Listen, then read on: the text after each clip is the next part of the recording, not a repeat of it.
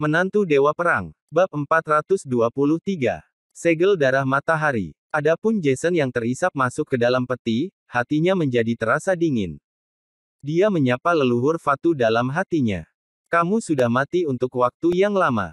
Kenapa menarikku untuk menemanimu? Aku tidak ingin menemanimu. Jason ketakutan dan meraung dengan panik.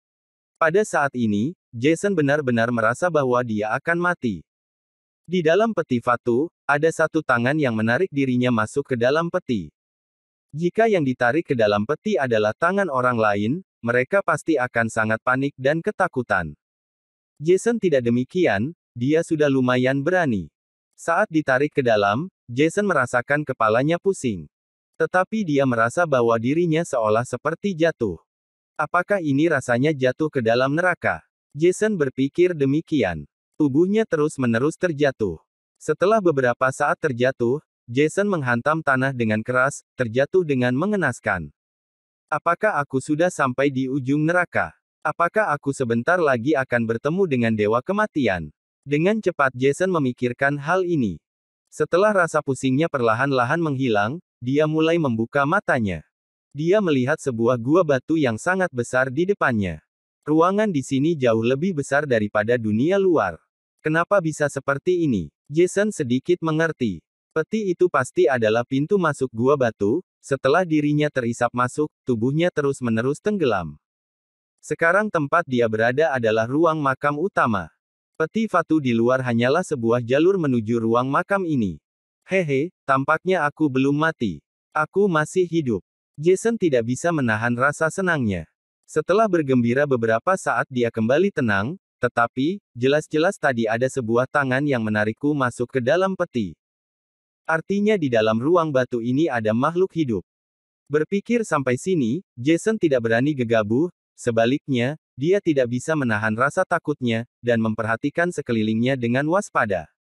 Aku tidak tahu apa yang menarikku masuk, tampaknya bukan makhluk hidup biasa. Jason sambil mengecek ruang batu, sambil menggambarkan segel Dharma. Ia bersiap-siap untuk bertindak menghadapi situasi atau serangan mendadak yang datang kapanpun. Meskipun Jason merasa dirinya kurang beruntung, tapi dia tidak akan menyerah untuk bertahan. Melihat ruang batu ini terbagi menjadi 3 bagian, bagian pertama adalah model kastil yang terbuat dari emas. Modelnya memiliki radius sekitar 100 meter persegi, dan seharusnya dibuat sesuai dengan skala yang ditetapkan. Harus dikatakan, kastil ini diukir dengan sangat indah. Bagaimanapun aku merasa tidak asing. Di mana aku pernah melihatnya? Saat Jason melihat model bangunan itu, seluruh tubuhnya merasakan perasaan yang ia kenal. Muncul banyak gambaran di benaknya. Pada akhirnya, Jason tiba-tiba teringat, aku ingat. Paman Jeremy dulu memberiku token berbentuk segitiga. Di atasnya ada kastil yang mirip. Gambar kastil itu dan model ini sangat mirip. Tidak salah lagi, memang kastil yang sama. Dan lagi, bunga misteri yang kulihat di atas pola Tai Chi dulu, juga merupakan 18 kelopak pada token segitiga.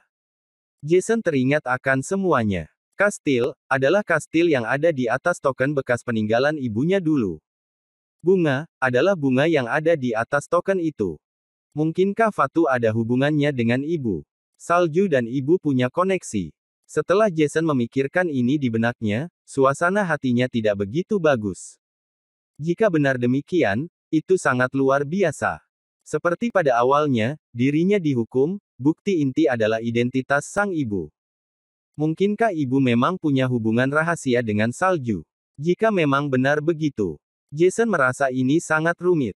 Setelah beberapa saat, Jason baru tersadar. Perlahan berjalan melewati model kastil. Melihat pada bagian kedua ruang batu, aula leluhur. Ini adalah aula leluhur yang sebenarnya. Meskipun areanya tidak besar, tetapi memiliki semuanya. Meskipun aula leluhur itu terbuka, tetapi memberi kesan yang mencekam. Hanya terdapat satu token di atas aula leluhur, di atas token tertulis salju. Bahkan token Fatu sendiri pun tidak ada. Jason berdiri ragu-ragu di depan token untuk waktu yang cukup lama, ingin melihat adakah informasi lainnya yang berguna. Tetapi hasilnya membuat Jason kecewa. Selain token ini, Jason tidak menemukan apa-apa. Untuk orang-orang yang memakamkan Fatu, setidaknya memberikannya sebuah token. Mana ada pemilik makam tidak mempunyai token sama sekali. Jason sangat penasaran. Suara rubah perak saat ini terdengar di benak Jason, mungkin karena ada orang yang sengaja menyembunyikan token kehidupan Fatu. Jason seketika penasaran, hal ini tidak menutup kemungkinan. Di ruang makam utama pemilik makam, tapi tidak terlihat token kehidupan Fatu, ini terdengar tidak normal. Atau ini bukan makam Fatu? Rubah perak melanjutkan, tidak mungkin. Makam ini pasti makam Fatu. Hal ini tidak mungkin salah. Kenapa di sini tidak diletakkan token kehidupan Fatu? Aku tidak tahu. Jason mengangguk, tampaknya ada alasan lain. Sudahlah, ayo pergi ke tempat lain. Jason berjalan sampai pada bagian terakhir ruang batu, seseorang duduk bersila di tengah pola Tai Chi. Pria itu berbalut jubah hitam. Meskipun beberapa tahun terlewati, namun ada aura keseriusan yang terpancar dari tubuhnya, seolah-olah dia berdiri tegak dalam kematiannya. Bahkan setelah bertahun-tahun meninggal, tulang punggungnya tidak berkurang satu pun. Jason melihat dengan teliti, ia menemukan bahwa tulangnya jauh lebih kuat daripada rata-rata orang. Jelas, ini adalah manusia salju. Jason melihat cukup lama. Pada akhirnya dia mengepalkan tangan dan memberi hormat, tampaknya, inilah Fatu. Takdirku dan takdirmu sudah dimulai sejak lama, sampai sekarang akhirnya bertemu dengan sosok aslimu. Aku memberimu salam hormat. Jason masih sangat hormat berhadapan dengan seseorang yang sudah mati. Setelah memberi hormat, Jason melihat Fatu selalu duduk di tengah pola Tai Chi, sedangkan Jason berdiri di luar pola itu. Pola Tai Chi ini sama dengan pola yang Jason lihat sebelumnya, hanya saja pola ini bukan diukir, tetapi digambar dengan sesuatu berwarna merah. Mirip dengan segel yang Jason lihat sebelumnya. Ada kemungkinan bahwa ini adalah sapuan rune. Mungkinkah pola Tai Chi ini adalah segel raksasa? Dan garis merah ini juga mirip dengan darah di tubuhku. Mungkinkah ini adalah darah Fatu? Jason semakin terkejut, ini juga berarti, pola Tai Chi ini adalah segel raksasa yang dibuat dari darah Fatu. Dan segel ini yang menarikku masuk. Segel ini sedang memanggil dirinya. Ini mungkin sumber yang memanggil Jason sebelum berdiri di panggung penyegelan. Jason mengangkat kakinya dan secara naluriah ingin masuk. Pada saat ini, sebuah tangan tiba-tiba muncul dan menarik bahu Jason dari belakang. Jason sangat terkejut hingga bulu kuduknya berdiri lagi. Ada orang, ada makhluk yang sangat besar di tempat ini. Bersambung. Bab 424. Menghindari wahyu. Di pemakaman, ada orang yang menepuk pundak Jason. Ini terlalu mengerikan. Walaupun Jason terbilang orang yang pemberani, tapi di saat seperti ini dia juga bisa merasa terkejut. Dengan refleks, Jason meraih tangan orang di belakangnya itu.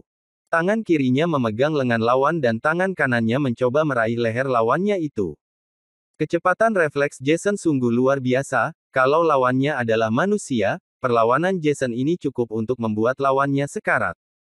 Akan tetapi, setelah berhasil memegang tangan lawan, Jason terkejut begitu menyadari kalau lawannya ini bukan manusia. Karena ketika tangannya mencoba meraih leher lawan, dia tidak menyentuh leher lawan sedikit pun. Lawannya tidak punya leher. Kemudian, lengan lawan yang dipegang oleh tangannya tiba-tiba terasa sedingin besi. Jason ingin melepaskan tangannya. Tapi, tidak bisa. Tangan lawannya tebal sekali, dan tangan itu menjepit lengan Jason dengan kencang. Ketika Jason memberontak untuk yang kedua kalinya, tangan lawan tiba-tiba mengangkat tubuh Jason, lalu membanting tubuhnya ke tanah. Brak, Jason berhasil dilumpuhkan oleh lawannya. Ia merasa seolah lehernya patah. Sakit sekali. Kekuatan yang besar sekali. Siapa sebenarnya kamu? Kalau kamu memang hebat jangan menyerang dari belakang. Jason beberapa kali memukul makhluk itu untuk melepaskan diri, kemudian menarik tangannya dan menjauh dari makhluk di belakangnya. Dengan tatapan waspada memperhatikan sekitarnya. Kekuatan makhluk ini terlalu besar. Jason biasanya mengandalkan kemampuan bertarungnya. Tapi makhluk ini sangat sulit untuk dilawan. Satu-satunya cara adalah dengan menjaga jarak. Begitu berhasil melepaskan diri, Jason tidak bisa berdiri dengan kokoh, dan tak lama kemudian dia merasakan ada tangan yang mencengkeram bahunya lagi. Padahal aku sudah menjauh. Ini benar-benar mengerikan. Bukankah aku baru saja melepaskan diri? Kenapa tentakel makhluk itu masih bisa mencengkeram bahunya? Jangan-jangan makhluk sialan ini punya lebih dari satu tentakel. Ini sangat mengerikan. Belum juga Jason mengendurkan ototnya, sekali lagi dia diangkat oleh tentakel itu dan dibanting ke tanah dengan keras. Dia terjatuh dengan keras. Jason merasa tulang di seluruh tubuhnya patah. Dan yang lebih mengerikan lagi, Jason tahu bahaya baru saja datang. Jason tidak berani menunda, sekuat tenaga dia lawan rasa sakitnya dan bangkit berdiri, lalu mundur sejauh mungkin. Hasilnya, terulang kembali. Jason belum sempat berdiri, namun sebuah tentakel sudah menyentuh bahunya, lalu tanpa ragu mengangkat Jason, dan menghantamkannya ke tanah sekali lagi. Kemudian, hal ini terjadi lagi dan lagi. Jason bagaikan bayi yang tidak bisa melawan balik dan hanya bisa memuntahkan darah setiap kali terjatuh. Setelah belasan kali, Jason merasa otaknya rusak karena terus-menerus menghantam tanah. Dia mengira dirinya akan dibanting terus seperti ini sampai mati. Tidak disangka, setelah dibanting lebih dari 20 kali, lawannya berhenti. Jason terbaring di tanah dengan gemetar seperti ikan mati. Setelah beberapa saat, perlahan-lahan dia mengangkat kepalanya dan melihat ke sekeliling. Baru saat itulah dia melihat seorang pria berdiri di depannya. Tubuh pria itu pucat, kulitnya yang putih tampak mengerikan. Tingginya kira-kira mencapai 2 meter, tubuhnya besar sekali. Yang lebih mengerikan lagi, pria itu memiliki 8 tangan. 8 tangan yang berbeda ukuran dan bentuk. Selain sepasang tangan yang normal, ke-6 tangan lainnya memiliki bentuk dan ukuran yang berbeda-beda. Jason mundur 2 langkah dan berdiri dengan sikap waspada sambil menatap manusia tembaga yang memiliki 8 tangan itu, barusan kamu yang membantingku. Jason sangat gugup. Manusia tembaga dengan 8 tangan ini bukan manusia, melainkan monster. Bagaimana mungkin Jason tidak takut?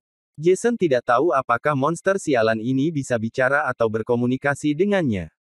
Kalau monster ini bersikap kasar dan langsung menyerang Jason lagi, bisa-bisa Jason kewalahan. Tapi, Jason hanya terlalu cemas, ternyata manusia tembaga bertangan 8 itu bisa bicara, betul. Aku juga yang menyeretmu masuk ke makam ini. Baguslah dia bisa berbicara bahasa manusia.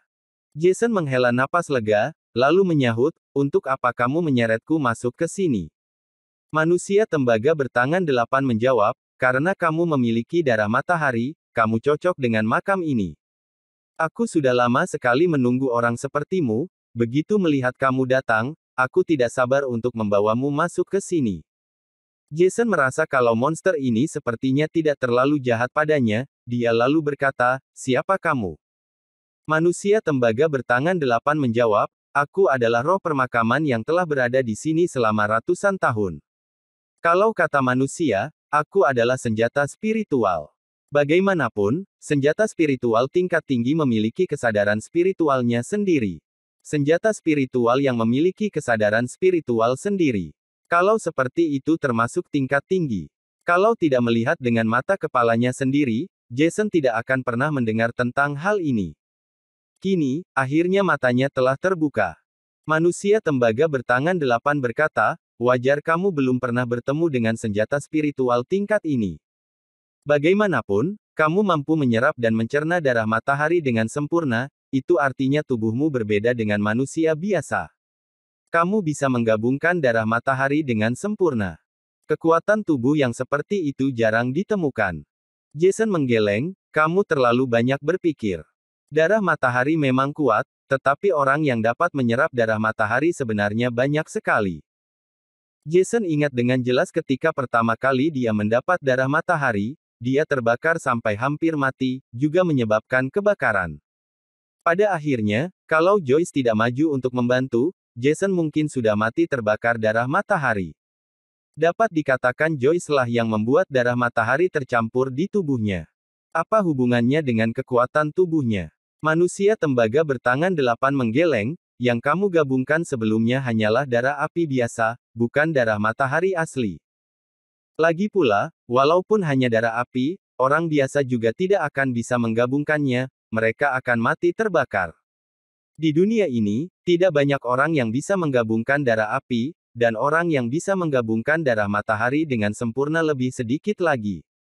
Jason baru menyadari sesuatu, kalau begitu, penggabungan darah matahari dikarenakan kekuatan tubuhku, bukan karena faktor lain. Manusia tembaga bertangan 8 menjawab, betul, seperti itu. Jason menyahut, lalu, kenapa? Walaupun di mulutnya dia berkata seperti itu, tapi di dalam hatinya, Jason merasa sangat kecewa. Selama ini dia mengira yang menyatu dengan dirinya adalah darah matahari, orang-orang di sekitarnya termasuk Joyce juga berpikir begitu. Bukan darah api. Baru sekarang Jason akhirnya mengetahui kalau yang menyatu dengan dirinya hanyalah darah api. Sungguh mengecewakan. Manusia tembaga bertangan 8 menjawab, kami hanya menemukan satu orang yang bisa menyatu dengan darah api dengan sempurna dalam sejarah Gunung Cheron. Jason bertanya dengan penasaran, siapa orang itu? Manusia tembaga bertangan 8 menjawab, salju. Dia seorang manusia, tapi dia bisa dengan sempurna menggabungkan darah matahari, darah suci dari suku kami di Gunung Cheron. Dia mendapat pengakuan oleh ratusan suku dan akhirnya menjadi ratu kami. Dia mengatur ratusan suku dan melakukan perbuatan yang mulia. Setelah salju meninggal, ratusan suku di Gunung Cheron terpecah. Keempat penjaga yang ada tidak bisa menyatukan kembali ratusan suku tersebut dan akhirnya meninggal. Akan tetapi, harapan terakhir keempat penjaga untuk mempertahankan ratusan suku itu adalah dengan membagi darah suci menjadi 4 bagian. Keempat bagian tersebut disimpan di makam 4 penjaga, menunggu kemunculan orang yang ditakdirkan.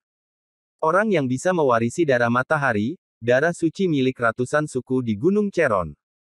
Aku sudah menunggu di sini selama 200 tahun lebih, akhirnya kamu yang ditunggu datang juga.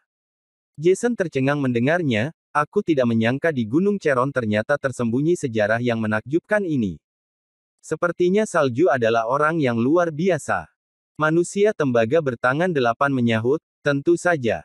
Salju adalah master terkuat yang memimpin ratusan suku di Gunung Cheron selama ratusan tahun, dia telah berhasil menyatukan ratusan suku menjadi satu. Dia mewarisi darah matahari dengan sempurna dan meningkatkan batas darah matahari. Jason bertanya dengan suara dalam, kalau begitu, darah matahari ini tidak diwariskan melalui garis keturunan manusia. Bagi manusia biasa, darah adalah gen yang hanya bisa diwariskan oleh orang tua kepada anaknya. Tapi dari satu generasi ke generasi gennya akan semakin berkurang. Jason berhenti sejenak, darah matahari jelas tidak diturunkan seperti itu. Manusia tembaga bertangan 8 menjawab, tentu saja tidak. Darah matahari hanya ada satu, yaitu darah suci milik ratusan suku di Gunung Cheron. Sejak dulu hanya ada satu. Hanya orang yang dapat mewarisi darah api dengan sempurna, baru bisa mewarisi darah suci.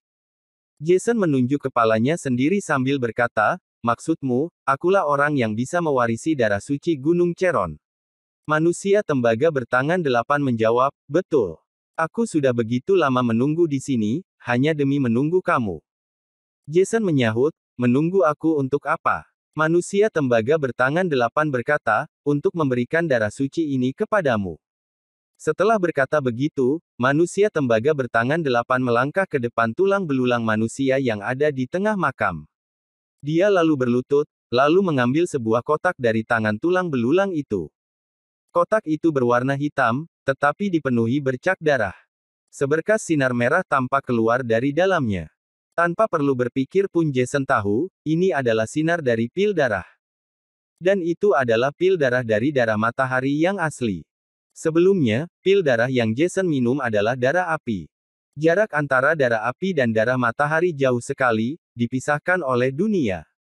Walaupun Jason sangat tertarik, dia tetap bersikap tenang, kalau aku minum pil darah ini, aku tidak akan mati, kan? Manusia tembaga bertangan 8 menjawab, tidak akan. Kamu sudah bersatu dengan darah api dengan sempurna, itu artinya kamu bisa meminum darah matahari. Anak muda, walaupun kekuatanmu sangat hebat, tapi mendekatlah, aku akan memberikan pil darah dari darah matahari kepadamu. Jason menyahut dengan hati-hati, awalnya aku pikir darah matahari bukan darah yang berharga.